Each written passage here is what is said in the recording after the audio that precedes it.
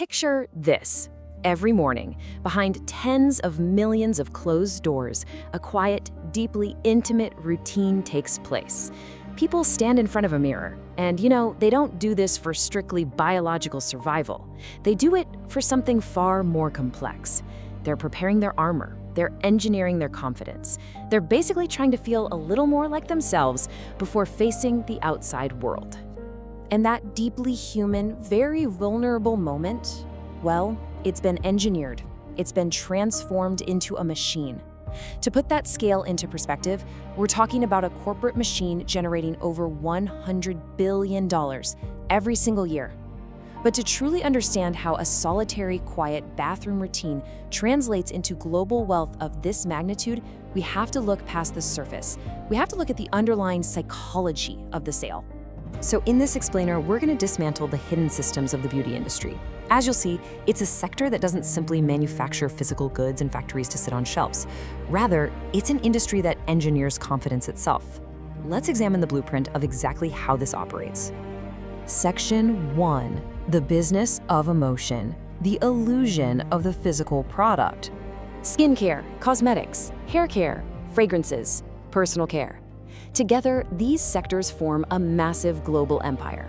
And on the surface, these corporations appear to sell purely physical commodities, right? A white cream in a heavy glass jar, a tinted liquid in a frosted bottle. But the true commodity, across every single one of these categories, the real thing being sold is an emotion. There is a stark, fascinating contrast between what is manufactured and what is actually bought. Because let's be real, people rarely purchase beauty products because they have a deep, scientific fascination with a complex list of chemical ingredients. They buy them for the psychological result. They're buying the feeling of being prepared, of being comfortable, flawless, happy. In this highly competitive marketplace, emotion outmaneuvers simple functionality, absolutely every single time. And you might be thinking this is some modern psychological trick developed in a corporate boardroom. Actually, scratch that. Beauty is an ancient, constant tool for human communication. Across entirely different eras and vastly different cultures, humans have always used appearance to tell stories about who they are. What we wear, how we smell, how we style ourselves. At its absolute core, beauty is identity. Section 2.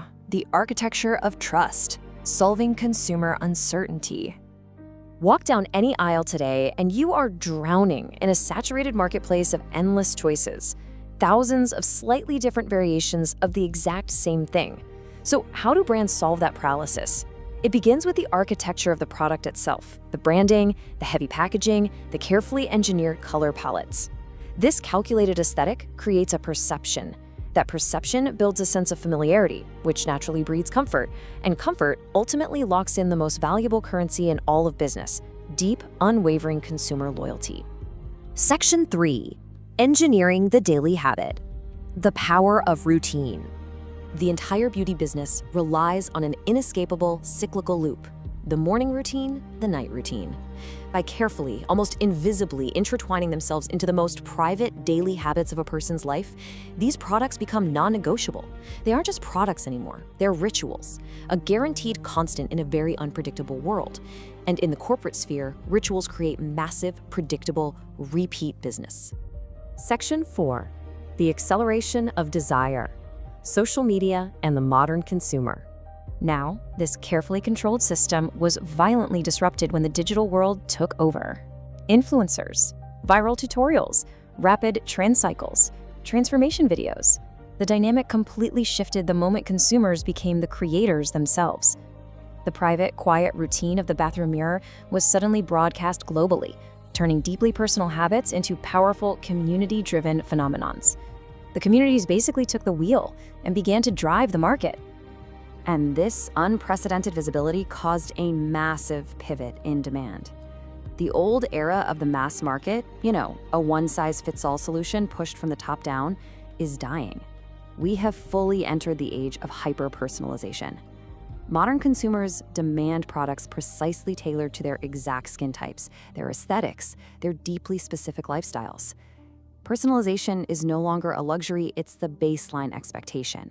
Because these preferences, ingredients, and aesthetics began to mutate so rapidly, adaptation became a matter of absolute survival. To stay relevant, massive corporations were forced into a relentless, honestly exhausting state of continuous innovation. The trends move fast, the algorithms move fast, but the brands, they have to move even faster. Section 5, the ultimate commodity, the real product being sold. When you synthesize all of these systems, it's like a giant puzzle coming together. A very clear picture emerges of what is actually sitting on your bathroom counter. The real inventory of these megacorporations isn't a collection of serums, powders, and creams. It's confidence, identity, creativity, self-expression, routine, emotion. For many people, this isn't simply vanity. It's a complex, vital system of self-care. The physical item is literally just the vessel. It all distills down to this one unavoidable truth. They're selling confidence, and confidence can be incredibly valuable. We know that beauty cannot guarantee happiness. It's not going to magically fix a fractured life. But the confidence it engineers, that deeply alters human behavior. It changes how people walk into a room, how they speak, how they command attention, how they view themselves when no one else is watching. At the end of the day, when a consumer stands in an aisle or clicks a button online, they aren't just buying a product. They buy how they want to feel. They are buying the person they want to become. It is a masterful, almost cinematic intersection of human psychology and corporate architecture. So tomorrow morning, when you stand in front of your mirror and reach for that familiar bottle, ask yourself, are you just putting on a product, or are you buying your identity? This is CorpFile, inside the world of big brands.